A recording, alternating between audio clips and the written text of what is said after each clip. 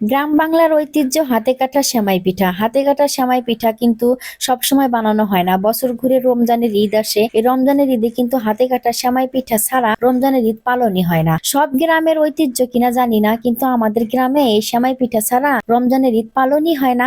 সারাদিন রোজা রাখার পরে সব বাড়ির মহিলারা একখানে হয়ে এই সেমাই পিঠা মজা করে বানানো হয়। একজনের নলি বানিয়ে দেয়, 3-4 জনের সেমাই বানানো হয়। আমি নলি বানিয়ে দিচ্ছি, আমার বড় যা অনেক স্পিডে কাটতেছে। আমরা যখন ছোট ছিলাম এই সেমাই পিঠা আরো বেশি বানানো হতো। এখন আস্তে আস্তে বিলুপ্ত হয়ে যাচ্ছে, তার কারণ মানুষ ডিজিটাল হয়ে যাচ্ছে, তো এগুলা আর মানুষ কষ্ট করে বানায় না। বাজারে কিনতে পাওয়া যাওয়ার কষ্ট কেন করবে। এই সেমাই পিঠা যতটা দেখতে সুন্দর ততটাই কিন্তু খেতে মজা, কিন্তু আপনার রান্নাটা ভালোভাবে করতে হবে। নারিকেল দিয়ে দুধ দিয়ে আপনি ভালোভাবে যদি রান্না করেন, এই সেমাই পিঠার মজা যে একবার খাইছে সে বারে বারে খেতে খেতে চাইবে। আর যে খেয়েছেন সে তো এই সেমাই পিঠার মজা বুঝবেনই, আর যে খান নাই সে বুঝতে পারবেন না। যে খান নাই সে অবশ্যই কমেন্টে জানাবেন, আর যে খেয়েছেন সেও অবশ্যই কমেন্টে বলে যাবেন।